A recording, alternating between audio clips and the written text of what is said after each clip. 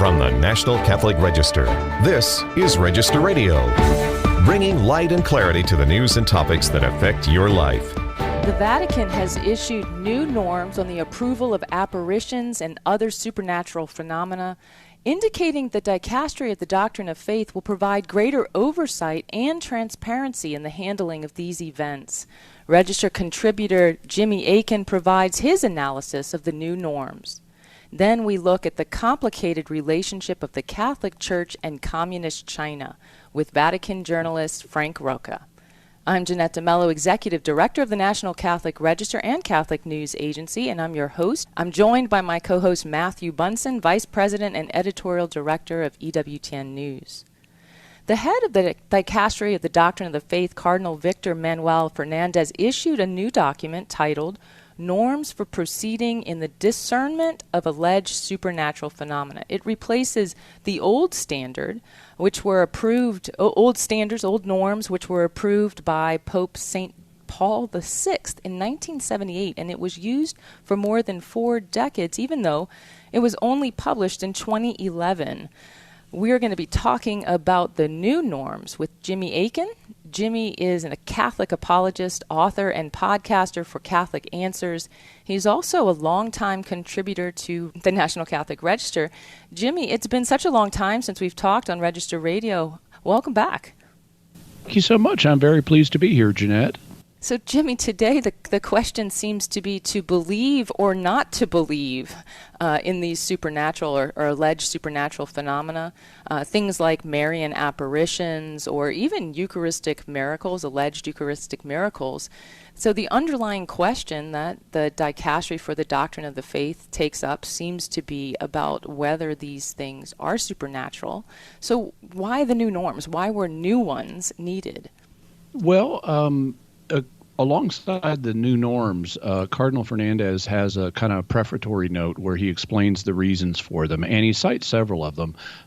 One reason was that previously there was not as much transparency about the role of the Dicastery for the Doctrine of the Faith, and that led to confusion. So now they're trying to be more upfront about exactly what they're doing and exactly what their role is and what they have and haven't said. Another problem is issue that led to the new norms is that previously judgments regarding apparitions tended to orient towards either saying this is definitely supernatural or this is definitely not supernatural, or there was kind of a middle judgment of we don't know if it's supernatural or not.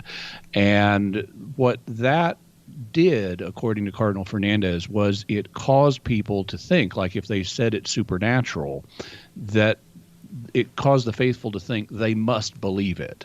And sometimes they'd even believe it more than the gospel. I mean, I'm sure we've all known people who have been much more excited and enthused about Marian apparitions than Matthew, Mark, Luke, and John. Right.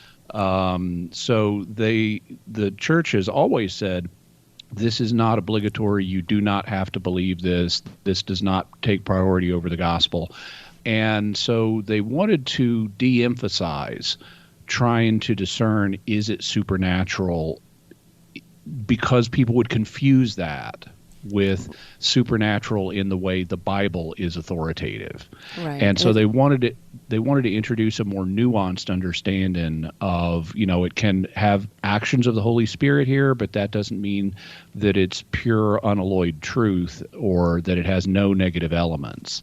And so they introduced a new system of 6 classifications, none of which are this is supernatural. That does still exist under the new norms, that this is supernatural classification, but it requires a special action of the Pope to declare that. Absent that special action, the highest of the new classifications is nihil obstat, which means nothing obstructs.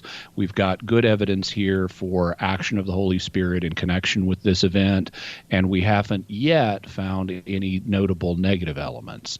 But it's more flexible and it can change over time. That's one of the things they stressed as well. A classification that applies at one time might not apply at another time.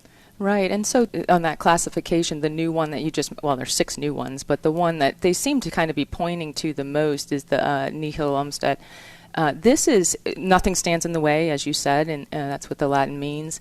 This is something that would then allow a bishop to be able to let that event, if you will, almost flourish on its own. It's not going to prevent anyone from going to that site or from looking at this devotion on their own.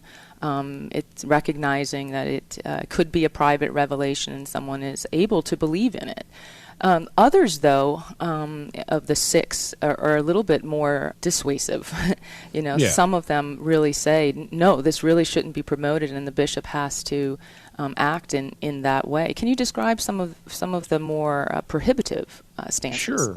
So I'll walk through them right quick. The second one is pre oculis habeatur, which means it should be held before the eyes. And this is for phenomena that have important positive signs, but the bishop has also detected some negative signs, so he needs to keep an eye on it.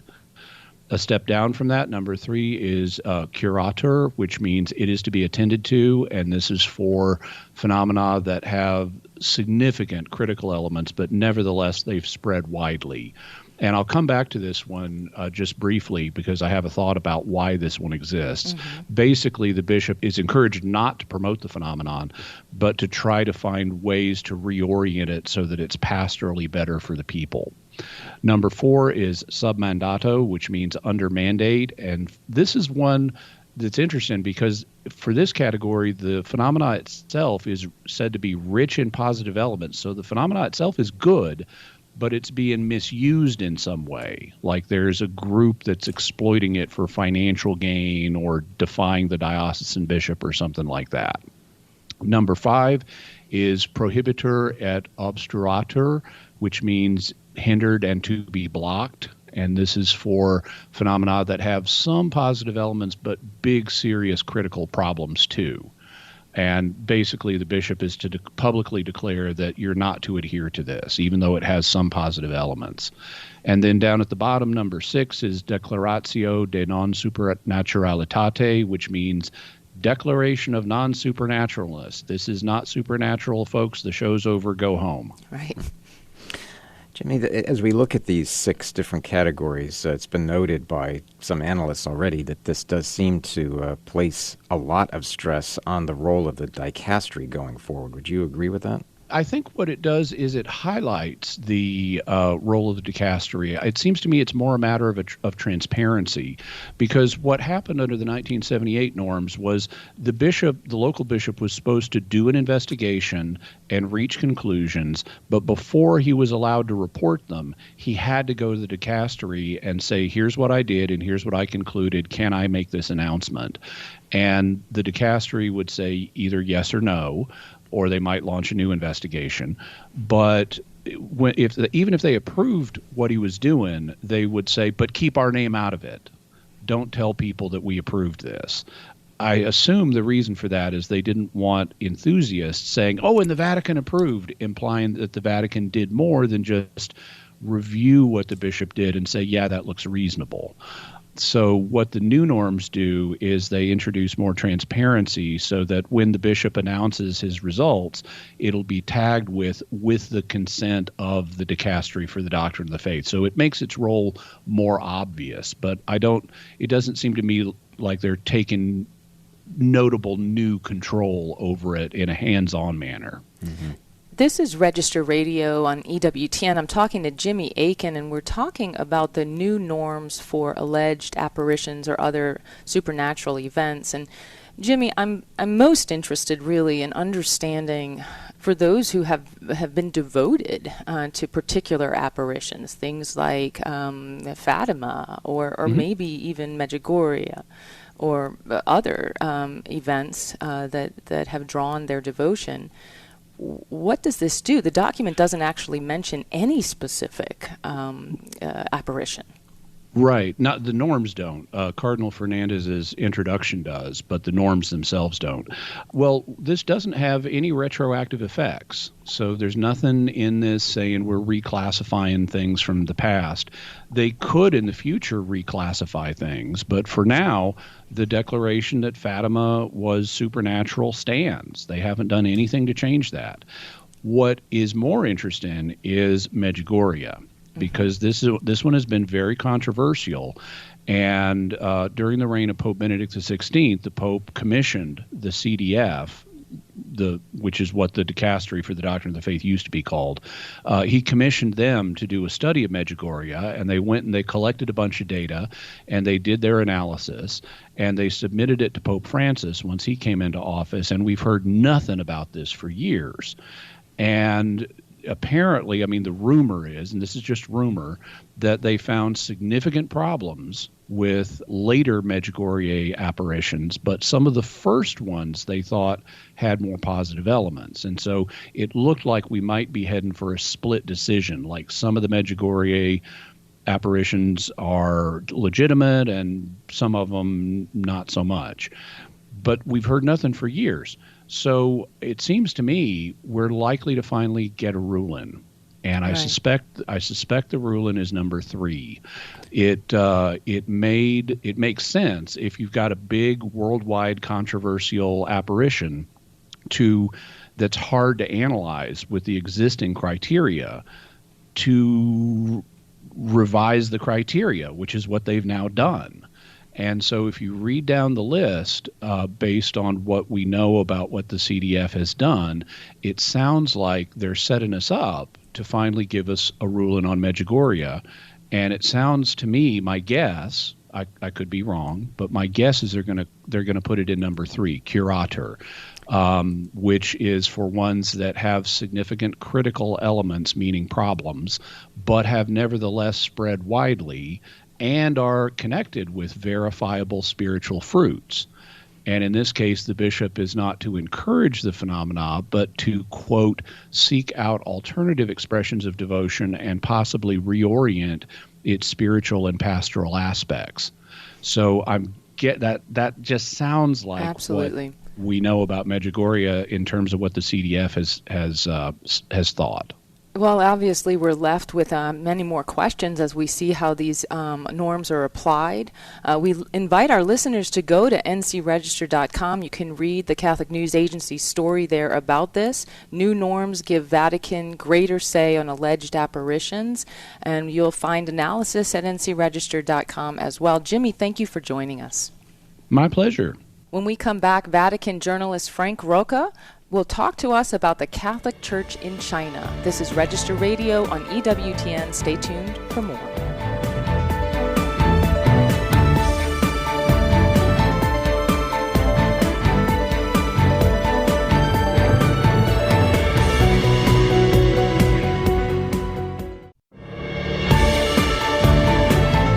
Let's return to Register Radio on EWTN. Welcome back. I'm Jeanette DeMello, your host here on Register Radio. I'm joined by my co-host, Matthew Bunson. It's been 100 years since the Catholic Church's first council in China. And now, on May 21st, the Pontifical Urban University, along with Agencia Fides and the Pastoral Council for China, is holding a conference to discuss the 100-year history of the Church and China, as they also discuss contemporary Sino-Vatican relations. So today on Register Radio, we are joined by Vatican journalist Frank Rocca, who has covered the Vatican's relationship with China over the last 10 years. Frank, we are so grateful to have you. Very glad to be here, Jeanette. Thank you. And Matthew.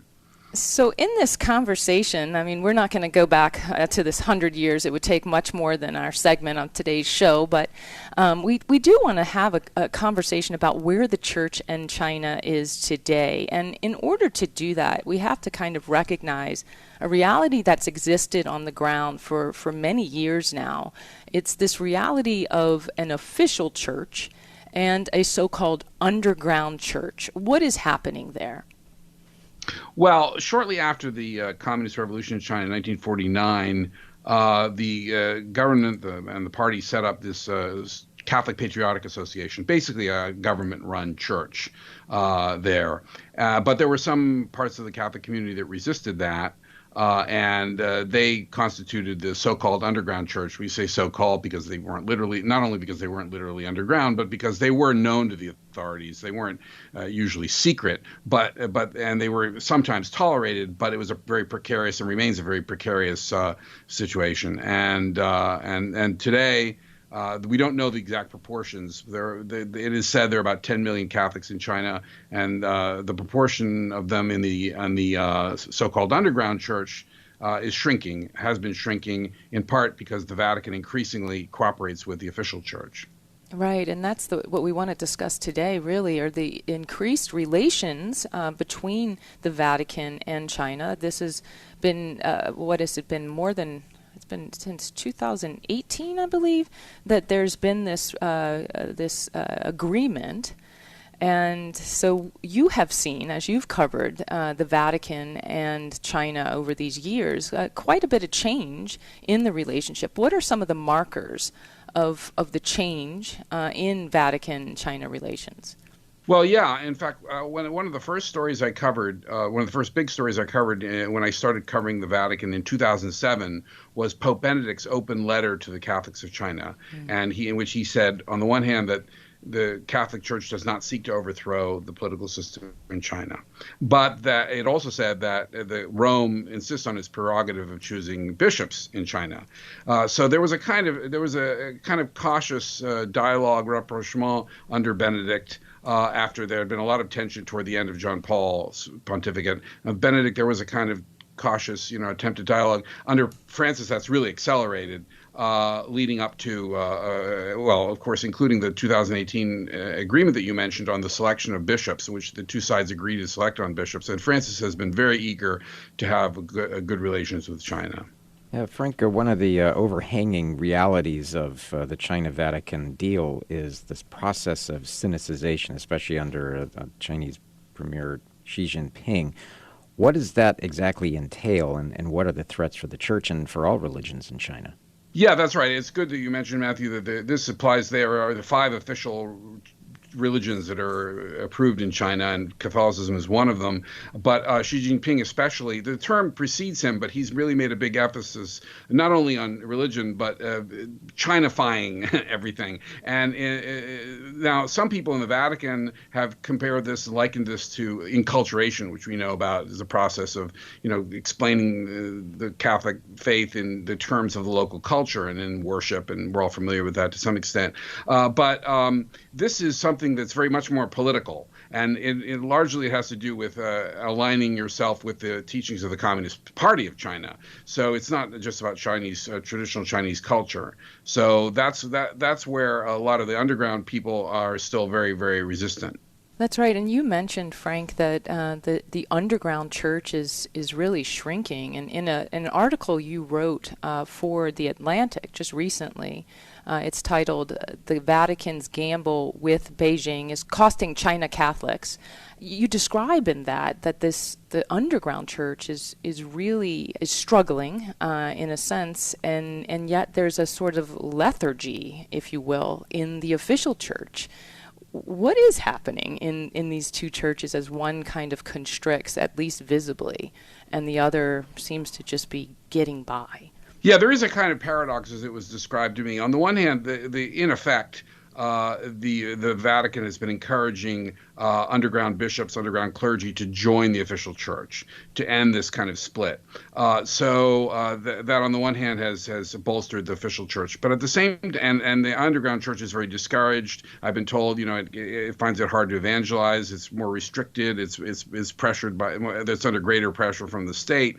But at the same time, I've been told there's a higher morale. There's a greater spirit of freedom, ironically, in their unfreedom among the underground. So one analyst I spoke to, Father Crivellaire of Asian News, who's somebody who knows China very well over the decades, he said he thinks the underground church won't disappear. It's still going to be around, and it will as long as there's a need for it. Someday Right. there's religious freedom in China. Well, then of course there won't be an underground church anymore. Of course, we pray for that too, right? So, we've been talking to Frank Rocca, who's a longtime Vatican journalist for the Wall Street Journal, and now he's joining EWTN. We're super grateful about that. And we're talking about the church in China.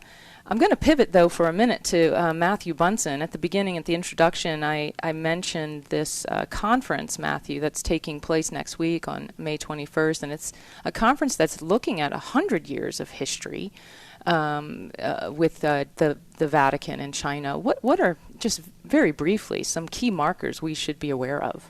Yeah, one of the most important, I think, is that as we're looking at this anniversary, that there were two great objectives on the part of this great conference. And one, of course, was that decoupling of the missions from what they referred to as a colonial project. And then the other, and this is, I think, very connected to the conversation we're having with Frank, and that is about the indigenization of the Chinese church, finding converts within China. And it's always interesting to look at a council like this that brought together the church in China, and we look at how well structured it was, knowing what was coming so soon after with the Chinese takeover of all of the enterprises, but especially the rise of communism, and then, of course, the terror of World War II, and then Mao Zedong. So, Frank, from your standpoint, a conference like this is important. Why? What is it that we hope to get out of this? Well, that's a good question. I mean, there's going to be there's a session. One scholar from China is going to talk about Sinicization, and so that will be interesting to see if it tries to explain to what extent it's compatible with enculturation from the Catholic side. One very simple significance of this conference is that the Bishop of Shanghai, who's the head of basically head of the Patriotic Church, of the official church, is actually supposed to attend. And he's going to be speaking alongside Cardinal Parolin, the Vatican Secretary of State, and Cardinal Tagle, the head of the Vatican Missionary Office. And that's very significant for a couple of reasons. One, that if the Chinese let him come, because that's not a given. And until it happens, organizers have said, well, let's hope it happens. And the other is, of course, that he's going to be sharing a platform with these, very high leaders. And Pope Francis himself is giving a video greeting to the gathering, and will presumably meet the Bishop of Shanghai. We have to assume that if he's coming all the way to Rome, he's not going to not meet the Pope. So this will cause, no doubt, some distress to the underground community, or some of it, because it's another layer of approval of what's going on. And the Bishop of Shanghai, Bishop Shen Bin, is a very avid proponent of Sinicization. He said it to an official Chinese news organ last year. He said that the part of that means interpreting Catholic doctrine and Catholic theology in a way that aligns with core socialist values. So he's very eager to get along with the government there, and so that's an interesting point of attention. Is this reminiscent in any way of the participation of some of the Chinese bishops, especially in the Synod on Synodality last October, and then some of the odd things that seemed to follow with their abrupt departure? Yeah, there were some bishops that came, and to an earlier synod too, there were a pair of Chinese bishops. I think it was the one on youth, if I'm not mistaken, and they weren't allowed to stay for the whole session, or at least it was said that they had to go back for pastoral reasons. But whatever, they weren't there for the whole time. But I believe they did meet the Pope this time.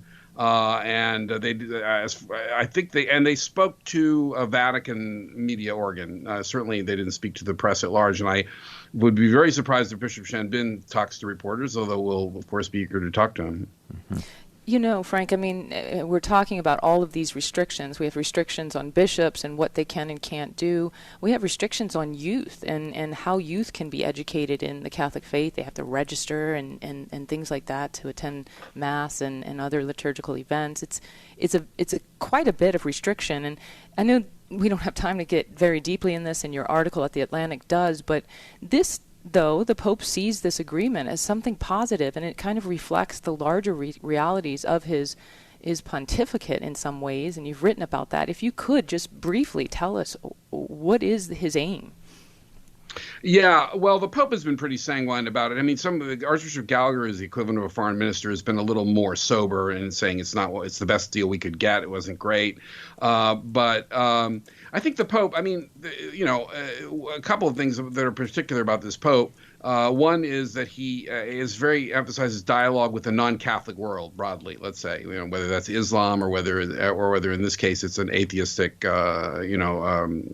regime, which he wants dialogue over confrontation. So there's certainly that. And another element I think that's important is his geopolitics, or if you will, are multipolar. He's not, as someone said of an earlier Pope, the chaplain of the West. He's not, you can see that also in the case of the war in Ukraine. He said statements that shows that he sees it from Russia's point of view.